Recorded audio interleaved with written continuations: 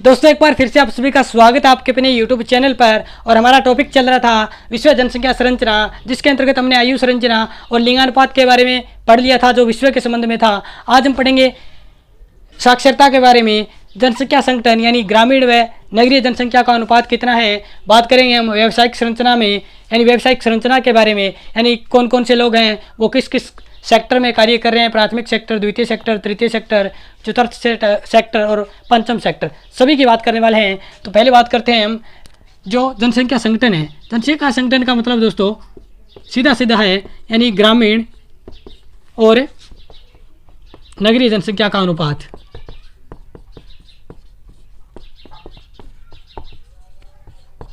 ठीक है दोस्तों, तो यानी 2004 के अनुसार देखिए, ये आंकड़े हैं वो बुक में दिए गए हैं, वो मैं आपको बता रहा हूँ।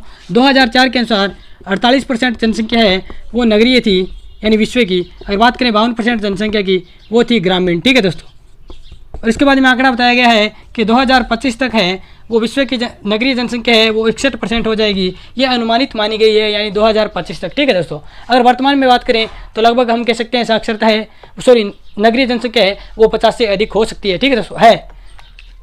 इसके बाद में बात करते हैं दोस्तों कि जो यूरोप और अमेरिका की बात करें, जो अमेरिका जो महाद्वीप है इनकी बात करें तो यहाँ पे 75% जनसंख्या है वो नगरों में निवास करती है। जबकि बात करें एशिया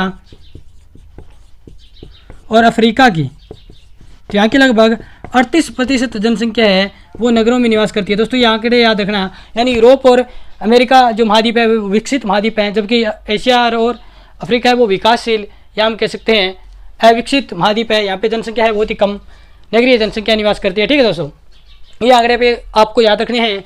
अब बात करते हैं हम दोस्तों, अब बात करते हैं हम यानी नगरीय जनसंख्या का वितरण, यानी नगरीय जनसंख्या उसका वितरण देखते हैं। यानी जो नगरीय जनसंख्या है उसको 3 भागों में बांटा गया है। पहली है जहाँ पे उच्च नगरीय जनसंख्या निवास करती है, ऐसे देश जहाँ पे उच्च नगरीय जनसंख्या निवास करती है। उसके बाद में बात आता है दूसरे का, जो वहाँ पे मध्यम नगरीय जनसंख्या निवास करती है। इसके बाद में तीसरा हमारा आता है जहाँ पे निम्न नगरीय जनसंख्या है वो निवास करती है, जहाँ पे निम्न नगरीय जनसंख्या है वो निवास करती है। ठीक है दोस्तों, तो इसमें देखिए उच्च नगरीय जनसंख्या में कौन से देश आते हैं। यहाँ पे नगरीय जनसंख्या है वो 60 से अधिक रहती है, यानी ऐसे देश जहाँ पे जो नगरीय जनसंख्या है वो 60% से अधिक है वो उच्च नगरीय जनसंख्या वाले क्षेत्र में आते हैं। अगर इसमें बात करें हम देशों की, तो इसमें यूएसए हो गया, कनाडा हो गया, इसके बाद बात करें मैक्सिको हो गया, इसके बाद बात करें यूरोप के अधिकांश देश हैं, जैसे ब्रिटेन हो गया, स्पेन हो गया, जो फ्रांस हो गया, इटली हो गया, इसके बाद नीदरलैंड हो गया, जर्मनी हो गया, पोलैंड हो गया, ये से देश है ना, बेल्जियम हो गया, ये सभी देश हैं वो उच्च नगरीय जनसंख्या वाले देशों में आते हैं, यानी यहाँ की जो नगरीय जनसंख्या है वो 60 से अधिक है। ठीक है दोस्तों, इसके अलावा बात करें ऑस्ट्रेलिया की, जापान की, सिंगापुर की, ये सभी देश कहाँ पे आते हैं 60 से, यहाँ पे जनसंख्या है वहाँ पे 60% से अधिक निवास करती है। यहाँ की नगरीय जनसंख्या कितनी है 60% से अधिक। अब बात करते हैं निम्न यानी मध्यम नगरीय जनसंख्या। यहाँ पे जनसंख्या ऐसे देश जहाँ पे जनसंख्या है नगरीय जनसंख्या वो 40 से 60 के मध्य हो, ऐसे देश हैं वो मध्यम नगरीय जनसंख्या वाले देश में आते हैं। यहाँ पे कौन कौन से देश आते हैं, तो बात कर लेते हैं हम चाइना की, इंडोनेशिया की, इसके अलावा कैरेबियन कंट्री है जिनमें क्यूबा हो गया, जमैका हो गया, हैती हो गया। इसके अलावा बात करें हम अफ्रीका का देश, एक अफ्रीका का देश है दक्षिण अफ्रीका, वो हो गया। अगर बात करें दक्षिण अमेरिका का एक देश है वेनेजुएला, वो भी इसमें आता है, किसमें मध्यम नगरीय जनसंख्या में। बात करें निम्न नगरीय जनसंख्या, जहाँ पे ऐसे देश जहाँ पे 40% से कम नगरीय जनसंख्या निवास करती है, 40% से कम नगरीय जनसंख्या वो निवास करती है, ऐसे देश हैं वो निम्न नगरीय जनसंख्या में आते हैं। ठीक है दोस्तों, इसमें कौन कौन से देश आते हैं, तो हमारा भारत हो गया, इसके अलावा नेपाल हो गया, भूटान हो गया, पाकिस्तान हो गया, श्रीलंका हो गया। ये देश किस में आते हैं, निम्न नगरीय जनसंख्या वाले क्षेत्र में आते हैं, जहाँ पे नगरीय जनसंख्या कितनी होती है 40 से कम। बात करें उच्च नगरीय जनसंख्या की, यहाँ पे नगरीय जनसंख्या है 60 से अधिक होती है। मध्यम नगरीय जनसंख्या की बात करें, यहाँ पे नगरीय जनसंख्या 40 से 60 के मध्य होती है। निम्न नगरीय जनसंख्या वाले देशों की बात करें तो यहाँ पे नगरीय जनसंख्या कितनी होती है 40 से कम। अब बात करते हैं हम साक्षरता की। यानी दोस्तों साक्षरता क्या है, साक्षरता क्या है ये देखेंगे। तो दोस्तों 7 या उससे अधिक वर्ष का व्यक्ति जो पढ़ लिख सकता है और खुद पढ़ के है वो दूसरों को समझा सकता है, उसे बोलते हैं हम साक्षर। ठीक है दोस्तों, साक्षर। अब बात करते हैं दोस्तों साक्षरता की, यानी विश्व में कितने लोग हैं वो पढ़े लिखे हुए हैं। तो विश्व की दोस्तों औसत साक्षरता की बात करें, विश्व की औसत साक्षरता, विश्व की औसत साक्षरता है वो कितनी है 77%। अब बात करते हैं दोस्तों 100% ऐसे देश जिनकी जनसंख्या साक्षरता है वो 100% है, यानी वहाँ के लोग सभी हैं वो पढ़े लिखे हुए हैं। तो यानी 100% साक्षरता वाले देशों की बात करें तो ये दोस्तों बहुत ही महत्वपूर्ण है, आपको याद रख लेना है। कौन कौन से देश आते हैं, तो जापान इसमें आता है, इसमें ऑस्ट्रेलिया आता है, इसमें डेनमार्क आता है और नॉर्वे आता है। ये 4 देश हैं वो 100% साक्षरता वाले देश हैं। अगर बात करें कम ऐसे देश जहाँ पे बहुत ही कम लोग हैं वो पढ़े लिखे हुए हैं, तो इनकी बात करें तो अफ्रीका में 2 देश आते हैं। एक तो है दक्षिणी सूडान, एक आता है हमारा नाइजर देश। ये दोनों ही अफ्रीका के देश हैं और यहाँ की साक्षरता बहुत ही कम है।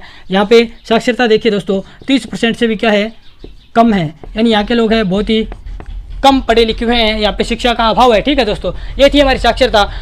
ठीक है दोस्तों, अब बात करते हैं व्यावसायिक संरचना की। किसकी बात करते हैं, व्यावसायिक संरचना, व्यावसायिक संरचना। यानी दोस्तों व्यावसायिक संरचना क्या होती है।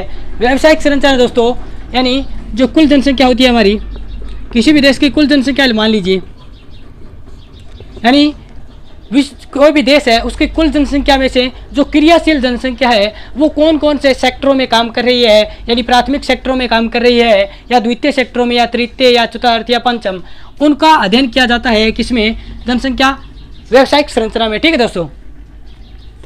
और दोस्तों मैं फिर से आपको बता देता हूँ, अगर आप विश्व जनसंख्या संरचना इस जो टॉपिक का नोट्स चाहते हैं, यानी आप नोट्स देखना चाहते हैं, तो आपको जो लिंक है वो डिस्क्रिप्शन में दिया गया है, वहाँ से आप इस लेसन के यानी इस टॉपिक के हैं वो नोट्स हैं वो डाउनलोड कर सकते हैं, बहुत ही अच्छे तरीके से बनाए गए हैं।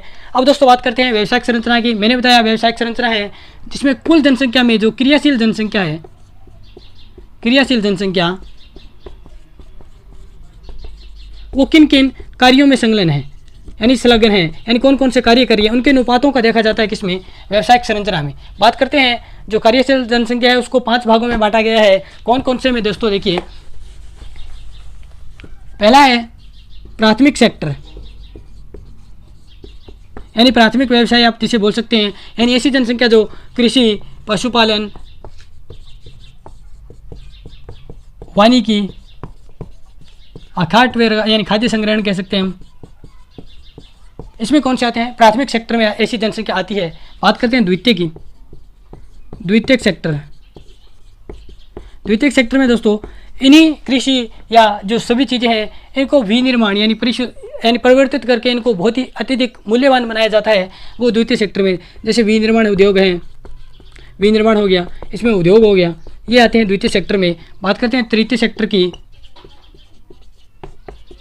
तृतीय सेक्टर में दोस्तों इसको याद रख लेना सेवा सेक्टर भी कहा जाता है।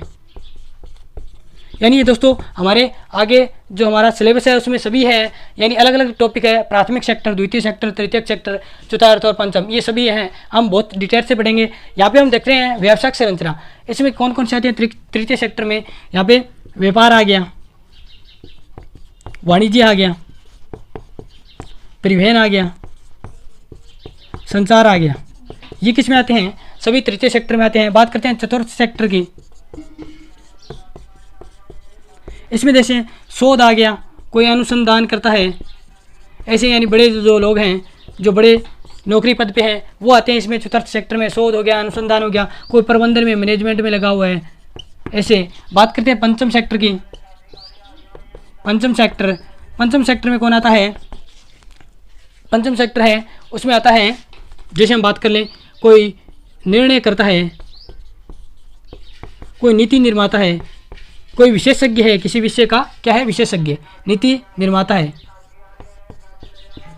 कोई भी विशेषज्ञ है यानी किसी विषय का विशेषज्ञ है, विशेषज्ञ।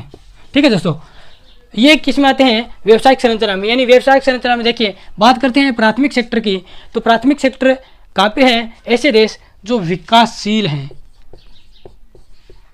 विकासशील हैं या अविकसित हैं, ऐसे देशों में क्या मिलता है हमें, प्राथमिक सेक्टर यानी कृषि, पशुपालन, वानिकी ऐसा कार्य करते हुए लोग मिलते हैं। जबकि बात करें विकासशील देश होता है, उनमें ये व्यवसाय हमें देखने को मिलते हैं। यानी जो विकसित देश होते हैं, विकसित देश होते हैं, उनमें हमें क्या मिलता है, ये जो द्वितीय, तृतीय, चतुर्थ सेक्टर में लोग हैं, वो जनसंख्या है वो क्या है, लगी हुई रहती है। जबकि बात करें विकासशील अविकसित देशों में, तो यहाँ पे प्राथमिक सेक्टर प्रधान होता है, यानी कृषि प्रधान कह सकते हैं। ठीक है दोस्तों, तो ये था हमारा विश्व जनसंख्या संरचना का जो टॉपिक, और ये हमारा कंप्लीट हो चुका है। अगले वीडियो में अगला टॉपिक पढ़ेंगे। अगर मैं फिर से आपको बता देता हूँ, आप इस टॉपिक के नोट्स चाहते हैं तो आप PDF डिस्क्रिप्शन में जाकर डाउनलोड कर सकते हैं। अगर दोस्तों आपको वीडियो अच्छा लगा है तो वीडियो को लाइक कर दीजिए और हमारे चैनल को सब्सक्राइब कर लीजिए, और वीडियो आप दूसरों तक शेयर भी कर दें। ठीक है दोस्तों, और धन्यवाद।